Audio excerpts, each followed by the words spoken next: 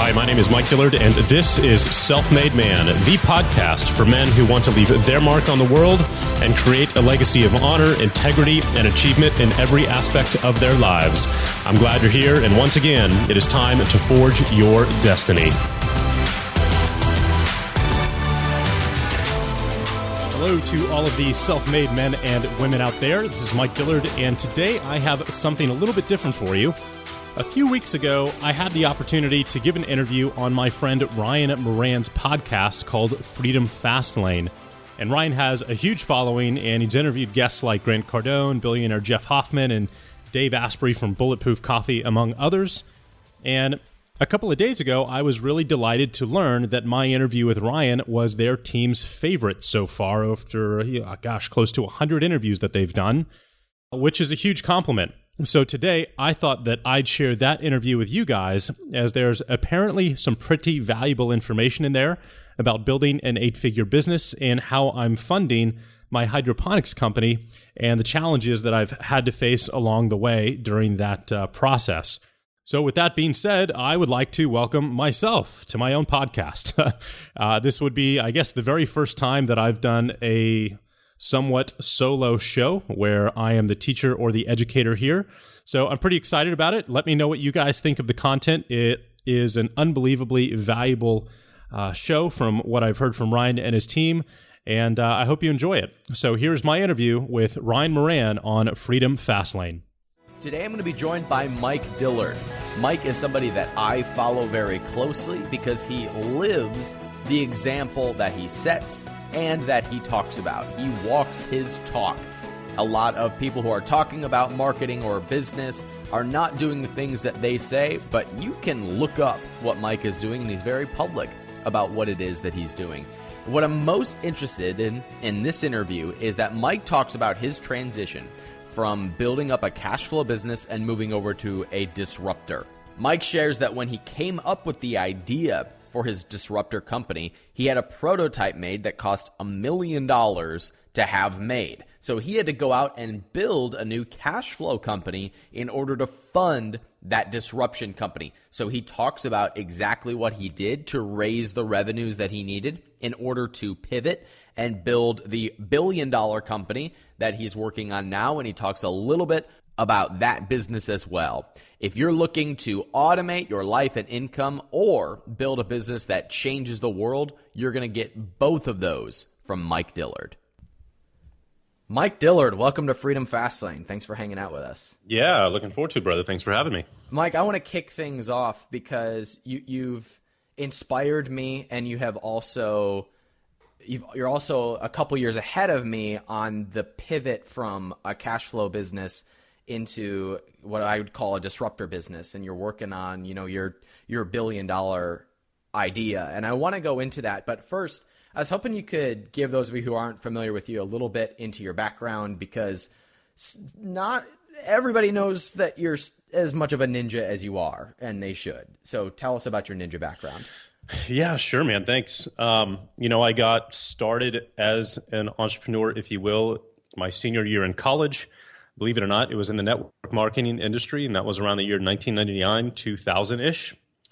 And I was just looking for something to do that I could work for myself and that I could make, a large amount of money. My goal at the time was $50,000 a month. At some point in my future, if I ever got to that number, I would be like over the moon, ecstatic. And so I was looking for ways to do that, and network marketing kind of popped up in front of me. The whole leverage side of that appealed to me. It made sense. So I spent the next 5 or 6 years pursuing that industry, failing the entire time along the way for the first 5. And what does that mean, failing? Is that like calling grandma and ask her to buy everything, juice or something? Trying everything. Dropping flyers around parking lots and cold calling out of phone books and buying leads and everything. And so I finally realized that this isn't working, and that it wasn't the business's fault or the opportunity's fault. There was a piece of the puzzle here and that was messed up, and that was me. Ooh. And what I realized is that if you want to get paid, an extraordinary amount of income, you have to bring an extraordinary skill set to the table that will allow you to execute on that and actually accomplish it. And so I stopped looking at ground floor opportunities and I stopped looking at products, and then I pivoted and I said, okay, I'm going to focus on increasing my skill set. I dove into direct response in a huge way at that time, diving into everything by Dan Kennedy and Yannick Silver and Joe Polish and all of those guys. Discovered what that meant, discovered how to advertise, discovered how to write ad copy, and learned, or at least realized, that I could apply all of those skill sets to the network marketing industry, which nobody was really doing at the time. And as a result, I went from waiting tables at a P.F. Chang's to making my first $1 million within the next 18 months. Great. And so I did that for probably 4 or 5 years. I built my first successful downline, if you will. I was the number one residual income earner in a company for a couple of years. I wrote a bunch of books and courses that turned into an 8-figure publishing company. Had my first office and employees and all of that stuff. After about 5 years, I got bored. I said everything that I had wanted to say. There were really no more challenges for me in that world to accomplish. I know that feeling. Yeah, and so I decided to transition to my next weakest link personally, which was money. I had learned how to make money, but I never learned how to successfully invest that money or save that money at that point in my life. And so, I'd been making millions of dollars a year, and in my 20s, I'm single. I'm having the time of my life with Aston Martins and mansions and boats and travel and all kinds of stuff. And at the end of the day, by the time I turned 30, I was not broke, but I didn't have any assets to show for all of the success that I had had. So the money went out as quickly as it came in. So realized I needed to change that. I decided to start a new business, which is what I typically do, is start a business around my biggest problem or passion. And that started a company called the Elevation Group. And the concept there was, I'm going to start a private diary, and I'm going to go around the country, and I'm going to interview successful entrepreneurs who have made that transition from just not making money, but also investing it, protecting it, and building true wealth. And so that company was really successful. We sold access to that for $97 a month or $600 for the year. In the first 7 days when I launched it, we acquired 8,600 customers, did about $3.2 million in revenue in the first week. By the end of the first year, we had done 8 figures, had an office, had a team of about a dozen people. And I wanna interrupt you, and I didn't expect to ask you this question. Sure. But I was a customer, a client of that, and the sales process was wonderful. You had rabid customers that were in that group, but you also had a series of pretty substantial setbacks when you were building that, or things that didn't go how you expected. Yeah, to put it mildly. Yeah. I mean, everything from being partnered or working with people that weren't who you thought they were, or didn't who they said they weren't, to things like predictions you make about silver or future assets not going the way you thought. And that's partly the business that you're in, but I'm curious how you dealt with some of those setbacks.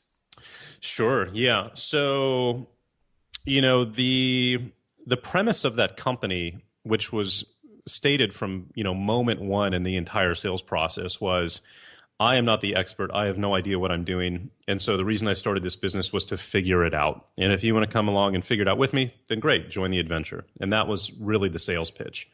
And so, it was really important for me to be authentic to my customer base and not try to pretend to be someone that I wasn't.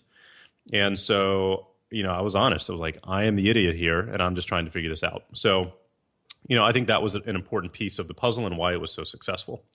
As far as the challenges go, there's from studying finance, I've realized two things that every mentor that I've come across since then in that world will say, which is, you can be right in your prediction or you can be on time in your prediction, but you can never be both. And that will be the case. Anyone who tries to be right and also tries to be correct on the timeline of that trend will fall on their face. That's just kind of like karma and the way that world works. So pick one. But the consumer wants it like, what's going to be a hit right now? And that can backfire. That's a bit of a mismatch. Yeah. And so, fortunately, we really focused on very conservative investment strategies because from an entrepreneur's perspective, we take all of our risk on the making money side. We put, risk into building the business, building the products, putting up the marketing campaigns, hiring the employees. So for us, we put an extraordinary amount of risk on the table on that side of the house, which means our goal once we make money is to not lose it. It's to be super conservative. And so this is a conclusion that I learned after going, through all of these interviews with all of the experts that we had on EVG and all of them being really successful entrepreneurs who've amassed wealth. They're like, Mike, your job is to go out and make money, build companies, and to not lose the money that you make. And so I 100% agree. You make your money in your business. That's step one. It's only secondary to your health, probably, as far as ROI. And then you invest it for long-term growth, inflation shields. And yeah, exactly. And so that's really what we focused on. And the one time we stepped outside of that box is after doing 18 interviews and 18 months of really conservative stuff. And we had a plan that was working really, really well. We're like, okay, well, let's go explore some riskier stuff that, can bring along the potential for some pretty extraordinary returns. Now that we've got this really conservative foundation in place, let's go figure that out. So we ended up interviewing this guy down in Australia who was in the Forex market. I bought his products. I liked his course. He sent us over some documentation on his company's returns because they had a private, managed fund in the Forex market that you could invest in. And, everything looked really, really good. We went and spent 3 days with him filming down in Australia, came back. Our audience loved it. So we ended up promoting this guy. And I could spend the entire podcast on this story, but the long story short is this guy ends up being a con artist. He's a part of a huge ring of guys who are all over the world who've been doing this for 10 or 15 years. They stole a lot of people's money that invested with them, about 60% of it, mine included. And so we blew the whistle on them. We called the FBI, we called the SEC and the CFTC and all of those fun organizations and basically said, these guys are doing something bad. You need to go handle this. And so they did. But, the shitty part for us is the moment, that news started to get out, all of the trolls and people out there who were waiting to find a chink in my armor found it. And they, pounced on that. And all of a sudden, I'm in all of these blog posts and articles, where Mike's a scam artist and all of that fun stuff. And so that really, really sucked. But I got some great advice from Mark Ford, Michael Masterson is his pen name, who was one of the the mentors that we interviewed during the course. And he had gone through something similar in his career 15, 20 years ago where, there was some bad press or something that he was involved in. And he's like, Mike, the biggest piece of advice I can give you is to just be totally transparent with your audience around the entire thing as much as you can. And the interesting part is when you're going through a legal, thing like that, you're not allowed to say anything. Yeah. And that's a frustrating piece of the puzzle. But as soon as we were, I took that advice to heart and I wrote a 30-page blog post. And the goal was just to be completely transparent and not to sway people one way or another. It's just to say, hey, here's the facts. Here's what happened. I'll let you guys make up your own mind. And, we put transcripts of all of the affidavits and everything in there and all of that fun stuff. I sent that out. There were about 1,000 people affected, who invested with this guy in our audience. But I sent that out to our entire database, which was between 400,000 and 500,000 people, which means, I'm probably bringing this up to 90% of our audience who haven't even heard about, the issue yet. So I want to highlight something and have you clarify this because you said something very interesting at the top of this podcast, which was you realized when you were struggling in network marketing that the problem wasn't anything outside of you. It wasn't the opportunity, that the common thread here was you, and that you had needed to get better, and that you basically took responsibility for the gap between where you were and where you wanted to be. And that was how you navigated through that. And I think a lot of people would have taken the opposite. Most people do take the opposite approach when something doesn't go the way they want, whether it's in relationships, health. It's not my fault I'm fat. It's not my fault that I'm broke. It's not my fault that I'm divorced or whatever it is. And that is, I think, why most people stay in that position. I'm just interested that you took kind of a similar route when business didn't go how you expected. And it was like, you know what? I'm going to own up to this. I'm going to be transparent about this. And that was, from what I can tell, the way that you navigated through that. Yeah, and I think that you have to. That to me is the difference between an opportunity seeker and a real entrepreneur. Because when you're a real entrepreneur, you don't have another choice.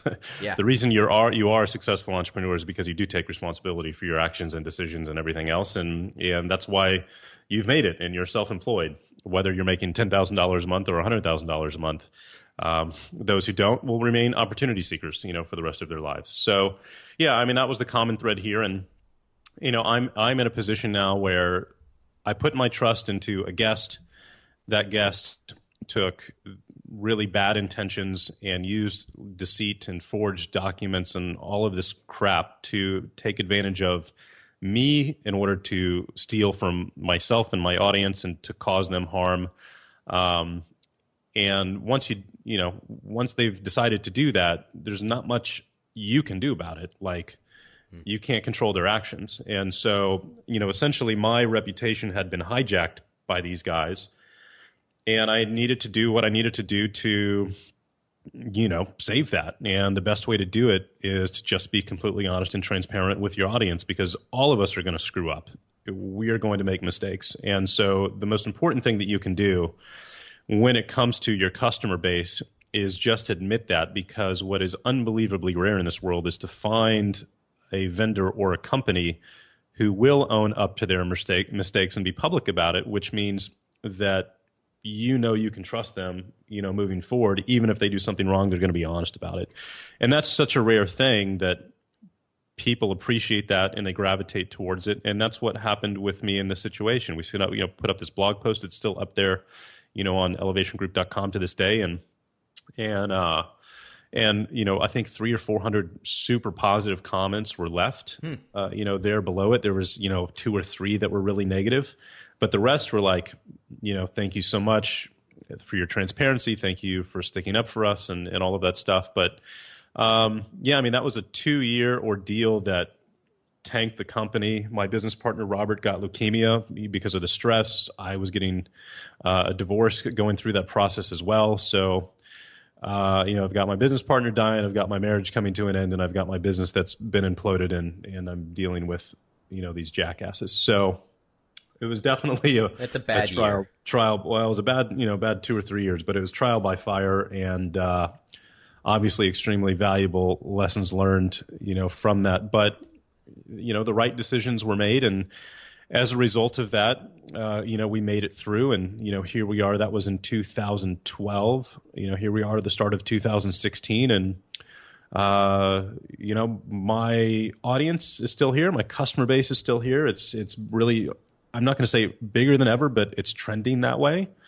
And so that's where I want to go next, actually, because I agree with you that the transparency is the way, because it's such a lacking commodity in today's market, if you will. Yeah. And you are among the best I've seen at growing and engaging an audience that can rally behind an idea. You've done it on your podcast, Self-Made Man. You've done it on just the brand of Mike Dillard, which you can pretty much put a company on the map with an email, it seems. So I want to hear some of the strategies that you've utilized to build and maintain that audience, because there's been people who've been following you for 5, 6 years, 10 years, maybe even, and they continue to gravitate towards you in whatever project that you're doing. I say that the audience is the lifeblood of any business, and there's been people who have been following you from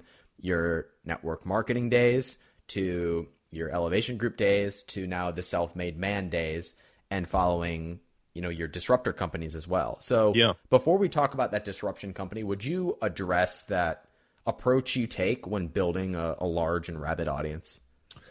The common thread between all of them now is authenticity and intent, meaning that I only start businesses around topics that I feel super passionate about.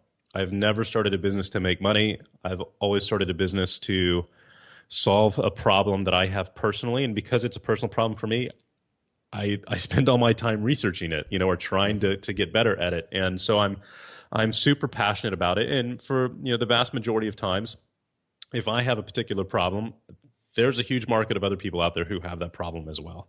And so it hasn't been very hard to decide what types of businesses to start because, again, it just comes from internally. And once you have that intent and that authenticity behind your message, you can speak passionately about it. And when you can speak passionately about it, the world listens. And so, that really has been, I guess, the formula behind all of my companies when, I launched Magnetic Sponsoring in the network marketing industry, which was an ebook that I wrote around that industry that really disrupted it. The tagline was, for my ads at the time was only suckers buy leads. And it was basically exposing the lead, sales industry, which the vast majority of new distributors out there rely on, and they buy these leads, 10 years ago that are $5 to $10 a piece. They end up being pretty much worthless. They're spending their last $300, a month on these leads, and they're just crap. And it was a huge, huge industry. And so I came out with the book and I said, look, this is just a bunch of BS. And if you're buying into this, you're being suckered. And I felt really authentic and, about that. And because I was willing to do that, people took notice and that business took off. But there's got to be a marketing piece to getting your message out there too. I mean, anybody can be authentic and put YouTube videos up, but there's got to be some behind the scenes strategy of how you're getting that to spread to hundreds of thousands of people. Because I know you have. Yeah, well, that's that really just comes down to execution, right? Like, it's not necessarily he who has the best product that wins the race. It's he or she who markets the best wins. And so, if you've got a great product and a great message, you've got to be able to effectively put that out into the marketplace. And for me, that power has come from spending 2 years way back when studying copywriting like a madman. Which, for me, copywriting is just really the art of persuasive communication and sales. And so if you can't sell, if you can't persuasively communicate, you'll never go anywhere. You're just stuck in neutral. So when I get asked, Mike, what's the secret to success? It is sales. You have to learn how to sell. And then, that doesn't mean becoming some kind of salesperson that gets on the phone all day. It's finding the methodology of sales that resonates with your particular personality style. And so you can sell from writing copy, which myself, I'm an INTP from a Myers-Briggs standpoint. That's my personality type. I'll bet you are as well. Are you? I'm not. I'm a big ol' E. Okay. Frank Kern is an INTP. Evan Pagan is an INTP. Who I was talking to somebody else was an INTP yesterday. And all of us, surprise, surprise, use the same marketing methods to get ourselves out there, which is we really rely on copywriting. Other people, like Eric Worre or some of the other big people out there, Marie Forleo, they rely on their personality, getting in front of the camera, selling from stage, whatever it may be. Yeah, that's me plus my good looks and smooth talking voice. Look at Gary Vaynerchuk, right? Gary doesn't write shit from a marketing perspective, copywriting perspective. He sells from in person through his voice in front of the camera, whatever it may be. And so that works for Gary. And so the common thread, all of these individuals have mastered the art of selling, and they've done it in a way that is really congruent with their personality style. And so that's required for every single entrepreneur out there. If you don't acquire that skill set, you're not going anywhere. That is a beautiful frame, because I've never heard the distinction of aligning your sales message with how you best distribute it. We just hear copywriting is the answer, or speaking from stage is the answer, because that's how it's marketed. I've never actually thought about aligning it with your personality type. And now that I think about it, the best copywriters that I know are introverts. And I am okay at writing copy, but I hate doing it.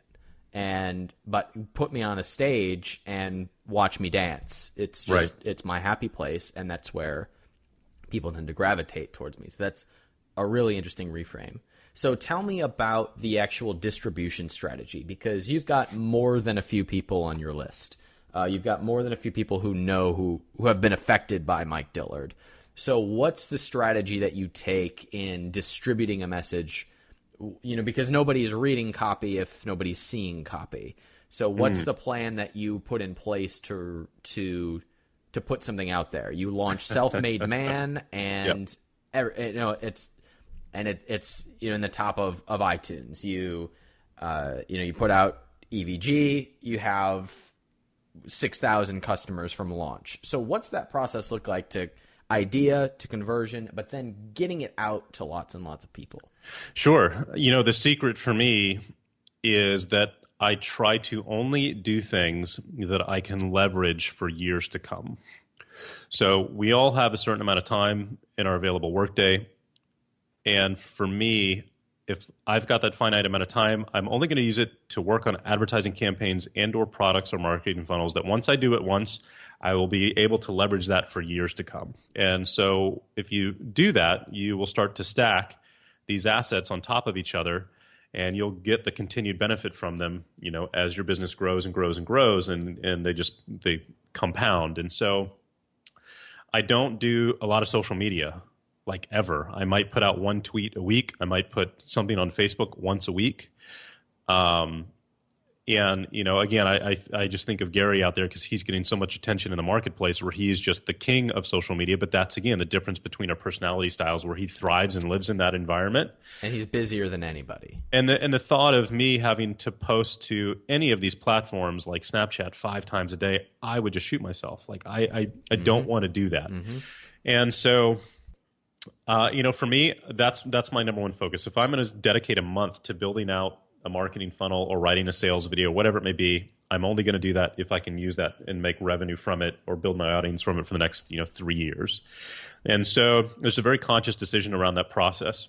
And the only way to do that, as you create these assets, to build an audience in a really consistent way and do it fairly quickly, is to use paid advertising. That's it. I never post to social media or my blog with the intent of getting any opt-ins from that. Like, I'm sure I do, but that's not why I do it. That's not my intent. That's not my goal. I rely 100% on paid traffic and media campaigns to generate my opt-ins, build my list, and generate revenue. And so my focus is always to build out a marketing funnel that first, pays for itself. So if I'm spending $1,000 a day on ad spend, I want to make at least $1,000 a day back in revenue. And at that point, I've got a perpetual traffic and audience building machine that I don't have to do anymore because I'm not running my Facebook campaign. That's outsourced to somebody else. And so this is how I launched Self-Made Man, 4 months ago. And I'll just walk you through the process real quick. If you're going to do paid advertising, you have to have a product that and if you've only got one product to start with, you want to start with a product that sells for at least $1,000. $1,000 to $2,000 is ideal. The best way to sell a product at that kind of price point is through a webinar. You're going to need an hour and a half, in most cases, to really take a complete stranger who's clicked on your Facebook ad. You've compelled to have them register for this webinar. They show up, and then they're willing to pull out a credit card and spend $2,000 with you. You've got to have an hour and a half to do that. So webinars work great. So that's what I started with Self-Made Man, and I launched the podcast and I launched the brand.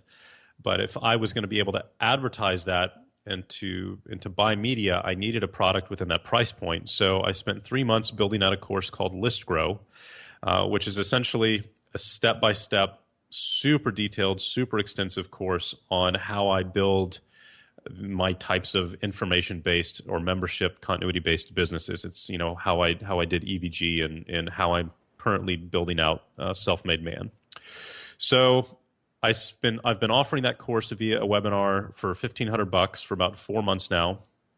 I hired a Facebook advertising agency to run the campaigns to that, with the explicit instruction to not advertise to anyone in my existing audience, which you're kind of cutting the cream off the top, like the easiest sales possible. But what happens if you do that is they're the easiest sales possible, but they're gone within a month or two. All of the hyper responsive people in your market will respond, and then there's not going to be anybody left, and so you get kind of an illusion of success if those are the people that you're going after.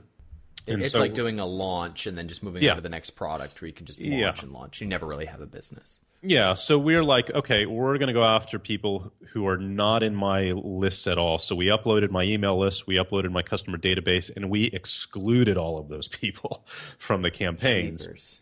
And as a result, thankfully, because of the copywriting skill sets that I've acquired over the years, the funnel converts successfully. So we've been spending on average $750 a day in ad spend. And we've been making between $3,000 and $5,000 a day in sales revenue. Nice. So last month we did $144,000 in revenue, just from that one product, and we spent $20,000-$25,000 to make that money. So let me feed this back to you so that I'm understanding this. So you're building the business, which is kind of, that revenue is going to be the firepower for spreading the audience as well. So from an implementation standpoint, you are advertising to cold leads and bringing them into a webinar follow-up series. And then the audience that is being built by that are also the people who are going and downloading the podcast. And that's how you're developing long-term followers, but also monetizing them in order to pay for that build. Am I on the same page with you? Yeah, and the important part of this, right, is if I'm essentially reinventing my business now, because I sold Elevation Group to my business partner like a year and a half ago. So I'm like, okay, what am I going to do here, from a business standpoint? And we'll get into the disruption business later. That process started a year ago, but that's a couple $1 million in prototype development. So how am I going to fund all of this? Pay my rent, pay my team, fund the dev of that product, and all of that. And so, if you're going to build a product out and it's going to be good, it's going to take you 3 or 4 months to do that. And so I needed a product that I could launch within that price point. And that's so critical, because I know that if I've got a product that I can sell between, ideally $1,000 and $3,000, there's going to be enough profit in that left over to fund everything else in the meantime. So while I continue to build out the business model. And so, that, again, product has been generating revenue for, 4 or 5 months now. There's enough profit in those margins to fund prototype development, pay all my rent, pay my team, pay my overhead. And then it gives me the space now in the breathing room, because that sales process, the webinar is completely automated. I haven't touched any part of that business in 5 months. That's allowed me to create the next piece of the puzzle, which is the Self-Made Man Society. And so that is, bringing monthly continuity revenue into the business. It's a very similar model to EBG, but it's under the Self-Made Man brand, if you will. And that brings in, a much more accessible price point where, you can get a 14-day trial to this for $1, right? So it's the lowest common denominator you can get. It's $47 a month after that. And, if you want to join for a year, it's $400 a year for a membership. And so, that will eventually become the front end in the Facebook advertising model, and ListGrow will transition from a front end to its natural place as a back end. Mm-hmm.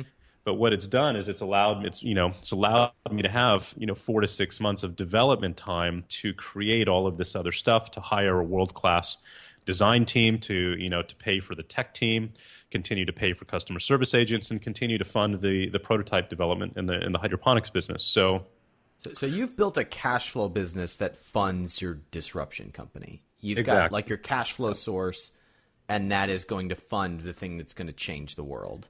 So here's some really valuable advice that I got from some colleagues of mine, and they've all been they're in a peer group, a mastermind group that I'm a part of here in Austin. They're all super successful venture-backed guys or CEOs themselves, or entrepreneurs themselves. And they've all been aware of the hydroponics company since day one. And they're like, this is going to be massive. And the dumbest thing you can do is to go raise money and give away equity. So they're like, with an idea that is basically a sure thing because of your audience, because of your skill set, and because of what the idea represents, it is going to be very, very big. And so do whatever you have to do to not raise money and to keep as much equity as you possibly can, because it'll be the most expensive money you ever raise in your life. So I took that advice to heart. And so I'm like, okay, I'm going to personally fund this entire thing. I've got to create a business that will allow me to do that. And so the goal over the last year is to put that business in place to where, I've got something that's producing $300,000 to $500,000 a month in revenue, which will allow me to fund everything, fund my life, fund my business, fund my administrative costs, and fund the development of the prototypes. And so this whole thing has really been a bridge to get me to the really big win, ideally in the next 12 months here, which is the launch of the Disruption Company, which, are my goal and expectations is in the next 3 to 5 years, that'll be $100 million to $1 billion business. And so you're building a bridge, man. That's essentially what this process has been about. At Freedom Fastlane Live, Gary Vaynerchuk said something I'll probably never forget, because I asked him the question about, I know that 80% of entrepreneurs, or at least those who are sitting in the audience, are in a business that's making money that they loathe the idea of being in for their entire life.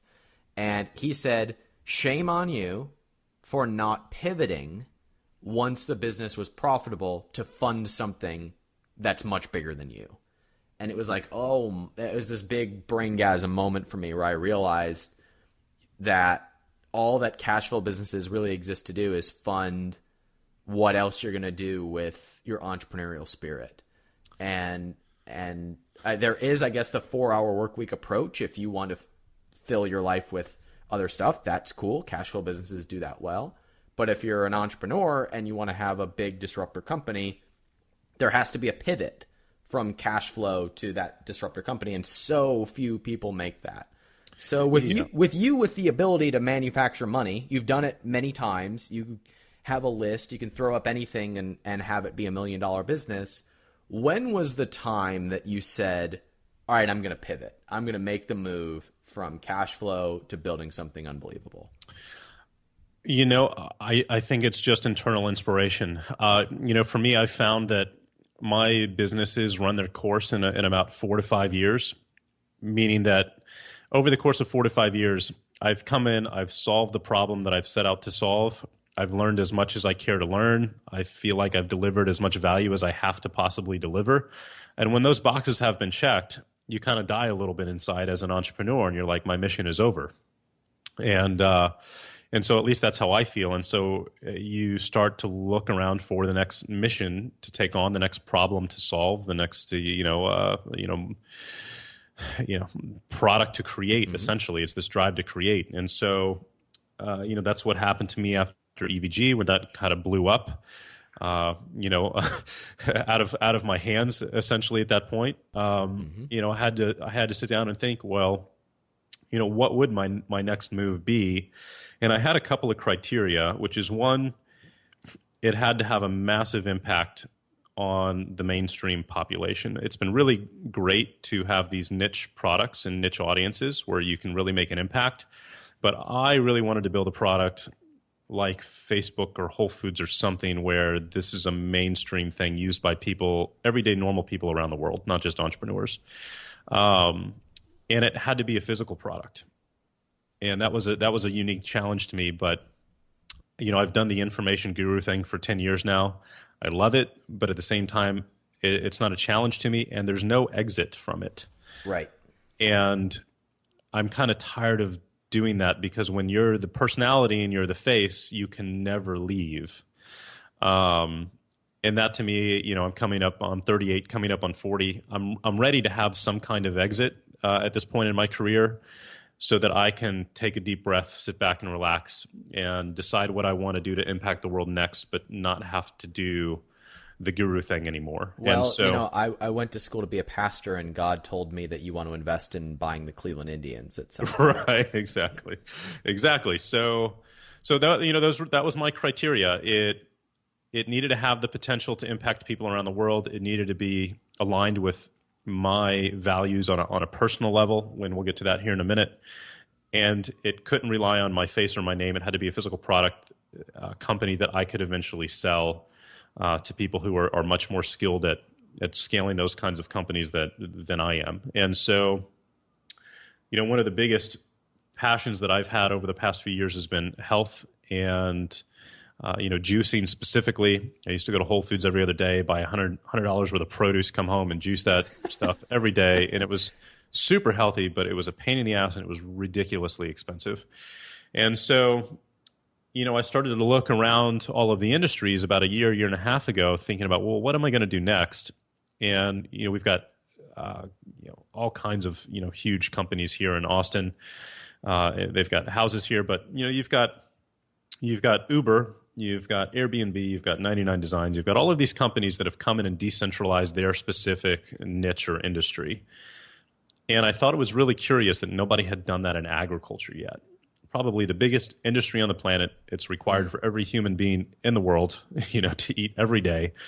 And yet nothing has really come in and disrupted that industry since the invention of like the steam plow, right? And I thought that was kind of odd. And so I started to look around into that world, and obviously there's, the big buzzword over the last 10, 15 years has been hydroponics. We're starting to see commercial hydroponic farms pop up more and more around the world. But, I can go out and buy hydroponic Bib lettuce at Whole Foods right now, and it's still $5 a head. It might be really good quality. It might be grown locally. It might not have pesticides on it or stuff. But if you're not in the, the top 5% of the population financially, you still can't afford to buy freaking a head of lettuce that doesn't have pesticide, residues on it. It's not going to poison you and your family. And so, that to me became the problem that I wanted to solve. And I was like, I am personally disgusted by the fact that, the people who are going out every day, the hardworking middle-class Americans out there going out every day and going to the grocery store, and they're eating at, these restaurants that are supplied by the same, farms and vendors.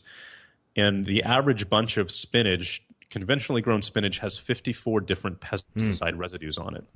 You're literally eating poison. And it just infuriates me that that's where we're at in America. And so that got me super pumped up, and I'm like, I'm going to go solve this problem. Like, I don't want my kids eating this, and I don't want this to be limited as an option to people who just shop at Whole Foods. So, I started to task myself, well, how do you disrupt the ag industry? And, it's the same as all of those other businesses. You have to decentralize it, and you have to make the starting point and the ending point, and you have to put those in the exact same place, which is your house. It's in your kitchen.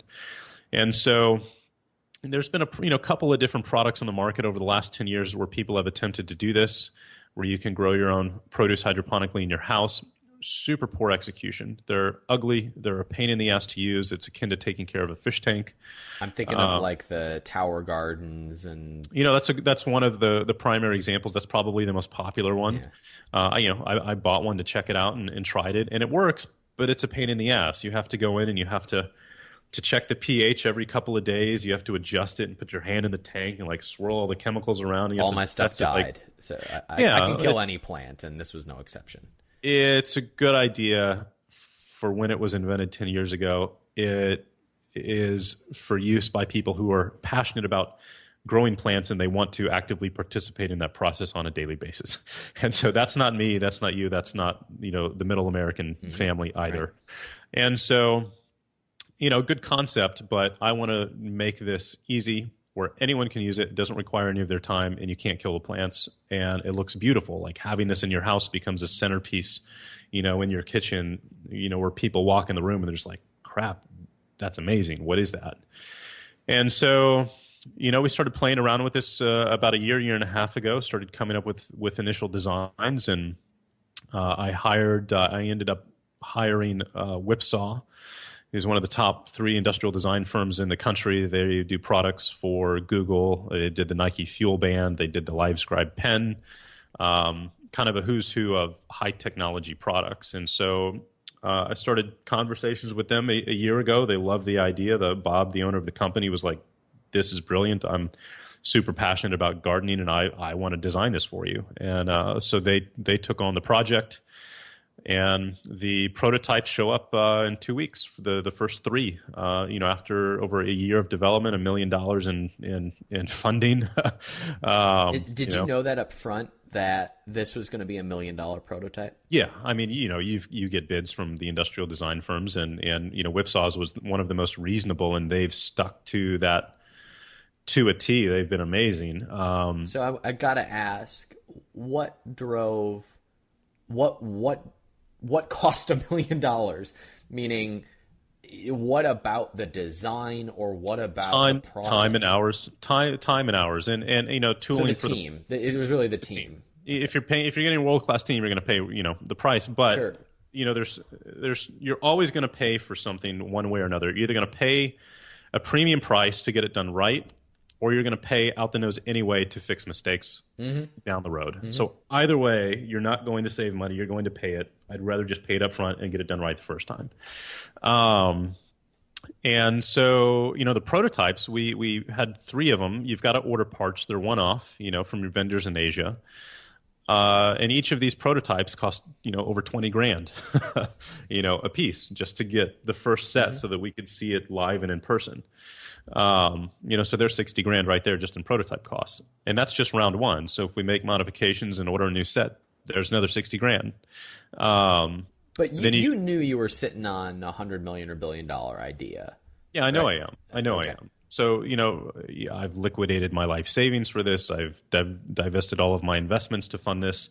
This is my primary asset, and I'm literally putting all of my chips all in, every chip I have on the table for this. So it'll be the biggest win of my career, or, ideally I have self-made man to keep things going, but I will have pushed myself back, 5 years from a financial standpoint, and really have to start over from zero.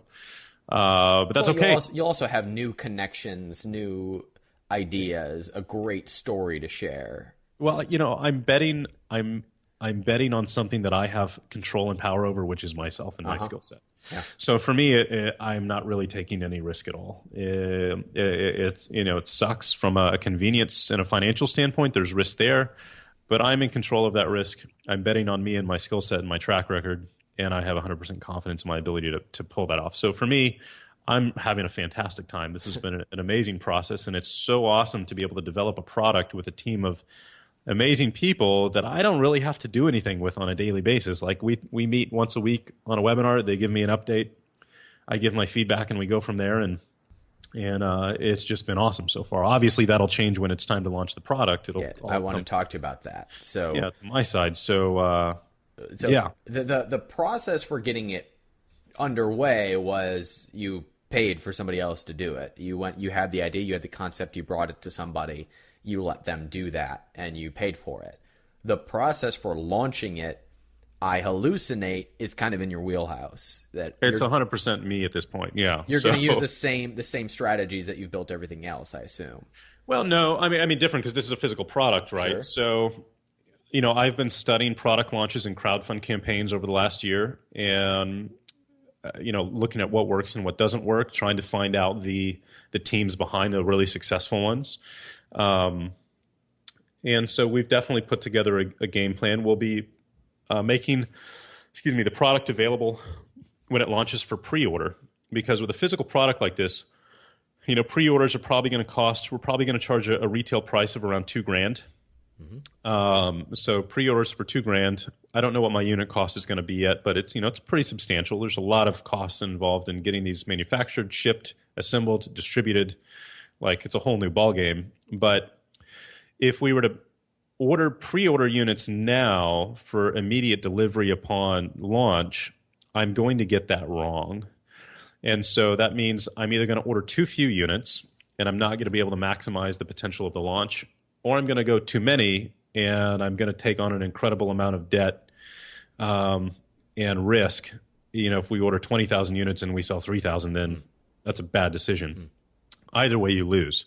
So the pre-order model is really the way to go, and that way you know exactly how many units to manufacture, and the customer is the one funding that instead of you, the company owner.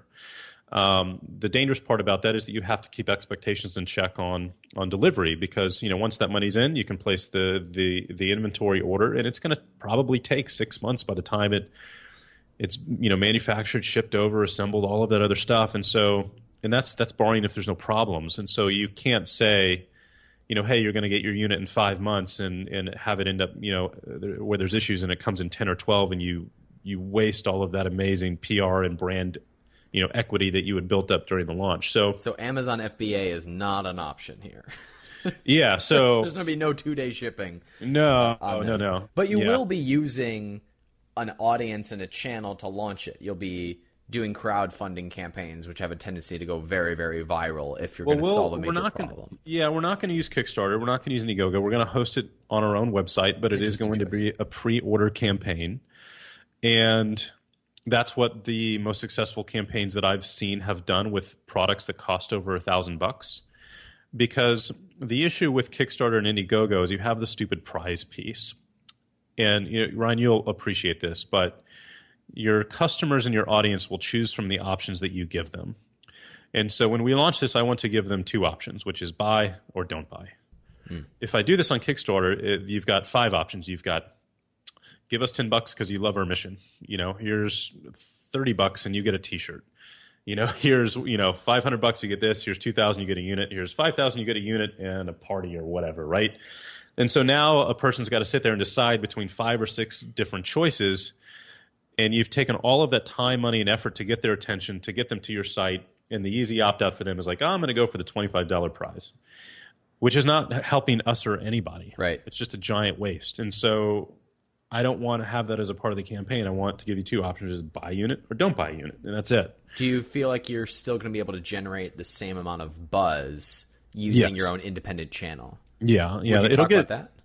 Well, the channel for me is relevant. We're going to take control of that, with our own advertising. So we've already started to strategize and put in place, a 4-month-long Facebook advertising campaign, YouTube campaign, media banner ad campaign. We've already started pixeling our audiences and all of that stuff, for retargeting. So we're being very conscious and deliberate about how we're going to pull this off, but we're going to do it all ourselves, and it'll get virality and sharing and PR on its own. But there's no advantage to doing it on Kickstarter and Indiegogo. Are you prepping? Is part of your strategy of talking about it publicly to set the groundwork for that major launch? I've seen that be successful in a lot of different models. Yeah, every opportunity that I give to talk about it or mention it, I do, just to kind of plant the seed. In my audience, I haven't told anybody the name yet because we're still working on trademark issues, and I don't want people to go out and start SEOing the name and all of that stuff. So I'm not gonna show anybody anything about it, and I'm not gonna mention the name until we are full green lighted, ready to go, and we're 90 days away from the launch. But at the same time, I'll come on shows like this or my own and talk about the concept to get people curious about it and to build that awareness. And we've got tons of people who are in my ecosystem that are like, man, I can't wait to buy one of these, and they haven't even seen it yet. So definitely building that buzz and that foundation is very, very important. Building some strategic partnerships, as far as bringing on the right people to the advisor team, is something we've done as well. I've got some amazing people who are official advisors to this business that are. I'm just unbelievably grateful that they've come on to this project. And you've shared some of the names with me, and it's an impressive lineup. Yeah. So, having their credibility and their name as a part of this product, is a huge piece to it. So, this is, again, it's been in the works for 1.5 years. It's probably going to end up being 2.5 year process from start to launch, which is a lot longer than I'm used to in, the information product world. So that's been interesting. And so in the meantime, the only risk to this entire thing is to run out of money. And so, that is the goal in the meantime, is to use Self-Made Man to make a difference, deliver a ton of value so that we can continue to, bring in revenue to fund the development of this company and ideally change the world. And if we do our job correctly, we're essentially going to put organic produce and replace their grocery run every single month, on their table with no pesticides for 90% less money than they could buy it for at Walmart or their grocery store. So you're going to get organic produce at a 90% discount than you could buy it for. We're going to reduce water waste and usage over traditional agriculture by 90 to 95%. We're going to reduce pesticide and chemical use by 100%. And we're going to completely eliminate the supply chain from the farm to the warehouses to the grocery store, to the transport trucks and everything in between. So the win is huge for everybody. Everybody wins in this scenario. So it's pretty exciting stuff. Well, Mike, I'm so impressed with what you've done, and thank you for sharing this as a case study of somebody who's pivoted from that cash flow to a world-disrupting company. Would you tell us a little bit about Self-Made Man? This is very near and dear to my heart and something that I really believe in what you're doing. And I've said publicly, I listen to a handful of podcasts, including yours. So would you share a little bit about Self-Made Man? Sure. The idea for that was born about 2 years ago, or the inspiration for it, again, after I left EVG. What am I going to do next? And when I've, looked out the window at the world over the last 10 years, one of the most alarming and concerning trends that I've seen is the degradation in the value system that, really defines America. And that's from Washington, on down, where socialism has taken a hold in this country, political correctness has taken a hold. Amen. Victimhood has taken a hold, and all of the values that have made this country great have been under attack in a massive way. And if that trend continues, we end up in a, pardon the language here, but hell, frankly, like a living hell, where entrepreneurs are no longer free to create. There's too much red tape and legal stuff to wade through to where we can't do what we want to do. And so how do you change that? And if you look at historically, that's a really big trend to try and change. How do you do it? Well, there's two ways. It's been done through the barrel of a gun, or you have to change the value set held by the men who are in society. And I don't mean for this to come across, sexist or leaving people out or partitioning, but that has been a man's role traditionally since the species has been around. It's to provide and to protect and to lead, and so that's kind of our role. And we've seen men out there today in families, kids who are growing up without fathers. They don't know what a father looks like. They don't know what the difference between right and wrong is, and they're missing all of these qualities. And in another generation or two, this is just going to look like a wasteland unless we start to change that. And so again, we're not going to do it with the barrel of a gun. The only other option is to change the value set of men that we have in the next generation so that they can make that impact on their children, and we can start to stem the tide here. And the only way to do that is to, provide mentors and leadership to men who are out there in the world. And I figured a podcast was the best way to do that. It doesn't rely on me to provide all of that leadership or mentorship on a weekly basis. I get to tap into people like you and others who've been on the show, who can really provide their expertise, and then I can provide them with the soapbox or the platform. I can use my skill set to get that message out, into the marketplace, and we can start to make a difference, even if it's just a little one. But that really was the goal and the inspiration behind the founding of the show. So basically what you're saying is that Mike Dillard is going to make America great again. I will do my best to provide whatever little sliver of support I can in that endeavor. But that's my goal, and we all have to collectively get behind that. We're going to lose control of this entire place, and the freedom that has allowed us the ability to go out and build our businesses is not going to be here in a generation. And it's a pretty scary future for me to consider. So, yeah. Well, Mike, I believe very strongly that entrepreneurs are the key to changing all of the world's problems and solving all of the world's problems. And that the more entrepreneurs and the more productive entrepreneurs we have, the less we need government, the less problems we have, and the more we uplift everybody. So I say this a lot, but I say this in all sincerity. Keep on changing the world, and thanks for hanging out with us here at Freedom Fastlane. Awesome, brother. Thanks for having me. So it was so much fun, and thank you guys for listening and your support of Ryan. So thank you so much.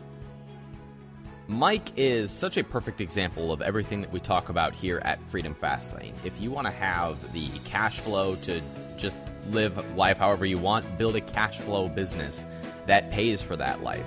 You want to change the world, impact 1 billion people, you build a disruptor company. And they're very, very different models.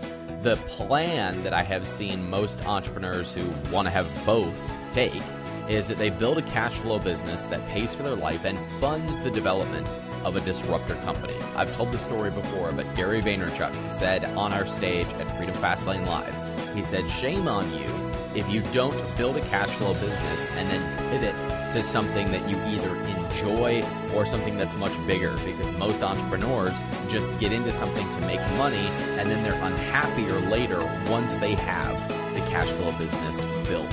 I am summarizing, but that was his overall point that he said on the stage at Freedom Fastlane. Hey, this is our methodology. This is our strategy inside of the Drive to show you how to get a cash flow business and then grow it past that point into more of the disruptor or breakthrough level, which allows you to impact more people, to grow your revenues, to automate your business, and actually have a sellable business that can change your entire family tree. I also want to point you to the direction of the podcast interview we did with Mark Jenny, where he talks about his transition from cash flow entrepreneur to disruptor entrepreneur, if this is a path that mimics the one that you're on right now. Hey, if you're not subscribed to us in the iTunes store, let's go ahead and make this official. Head on over to iTunes, search for Freedom Fastlane, or just go to freedomfastlane.com/iTunes. Hit the subscribe button. It helps us spread our message of freedom, entrepreneurship, and capitalism to more people. As always, thank you for listening to the show, and I'll see you on the next episode.